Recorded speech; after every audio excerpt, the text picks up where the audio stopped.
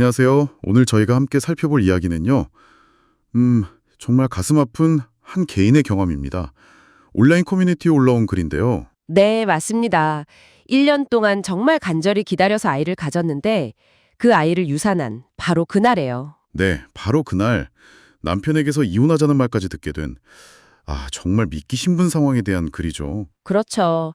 이 글을 통해서 당시의 구체적인 상황들, 또 감정의 소용돌이, 그리고 결국 왜 관계가 안타깝게 파국으로 치닫게 됐는지 그 지점들을 좀 깊이 들여다보려고 합니다. 네, 같이 한번 자세히 따라가 보시죠.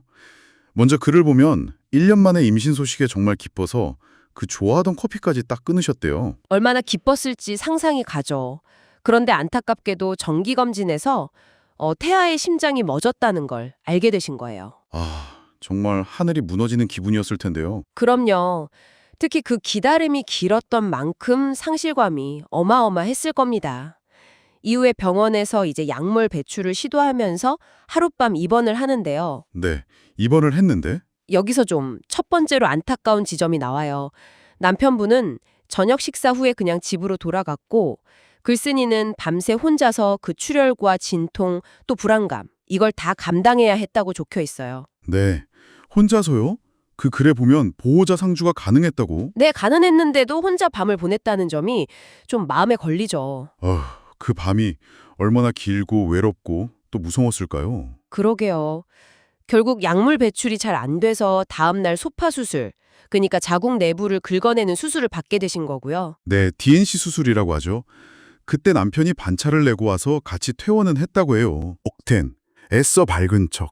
하지만 밤새 겪었던 그 끔찍했던 일들, 잠도 제대로 못 자고 막 주먹 반만한 피덩이가 나와서 혹시 태아인가 싶어 놀랐던 경험 같은 걸 남편한테 다 털어놓았다고 하더라고요. 그러니까 신체적으로도 그렇고 정신적으로도 완전히 지쳐있는 정말 취약한 상태였던 거죠. 그렇죠. 그런데 바로 그 수술 당일 저녁이에요. 집에 와서. 또 다른 일이 생긴 겁니다. 네, 이게 또 갈등의 시작점이 되는데 몸이 너무 힘든 아내 앞에서 남편이 술을 마셨다는 거예요. 술상이요.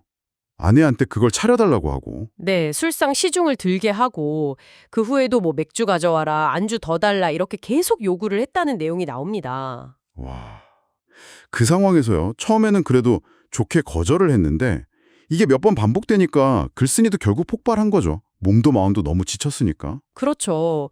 왜 자꾸 나 시켜먹냐 이렇게 짜증을 냈다고 해요. 평소 같으면 그냥 해줬을 수도 있는 일이지만 그날은 정말 아니잖아요. 몸도 마음도 다 망가진 상태인데. 바로 그 지점이에요.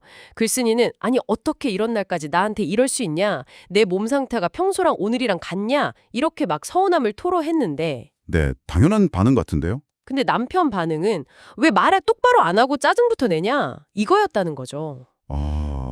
내용보다는 그 태도를 문제 삼은 거군요. 네, 서로의 상태에 대한 이해나 배려가 부족했던 그 소통 방식의 차이가 확 드러나는 부분이에요. 정말 힘든 상황에서는 이 소통과 배려가 얼마나 중요한지 보여주는 거죠. 정말 가장 충격적인 부분은 이 싸움 끝에 남편이 뭐라고 했냐면 네. 갑자기 이렇게 화내는 네 모습에 질린다면서 이혼을 요구했다는 겁니다. 유산 한 당이래요. 믿어지지가 않네요, 정말. 네, 바로 그날이에요.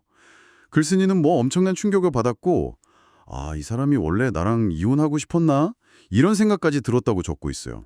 그럴 만도 하겠네요. 와, 정말. 물론 이 글은 글쓴이 한 사람의 입장에서 쓰인 거니까요. 저희가 남편분의 속사정이나 입장은 알 수가 없습니다. 그 점은 분명히 해야 하고요. 네, 그건 그렇죠. 일방의 이야기일 수 있으니까요. 하지만 이 글이 우리에게 던지는 질문은 분명히 있는 것 같아요.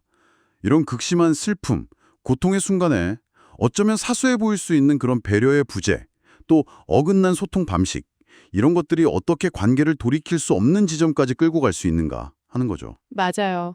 오늘은 정말 소중한 생명을 잃은 그 슬픔 속에서 또 관계의 파국이라는 예상치 못한 아픔까지 겪어야 했던 한 분의 경험을 따라가 봤습니다. 유산 당일에 있었던 어찌 보면 사소할 수 있는 요구와 다툼이 결국 이혼이라는 결과까지 이뤄진 과정이었네요. 네. 이 글을 보면서 우리 관계에 대해 다시 한번 생각해 보게 되는 것 같습니다.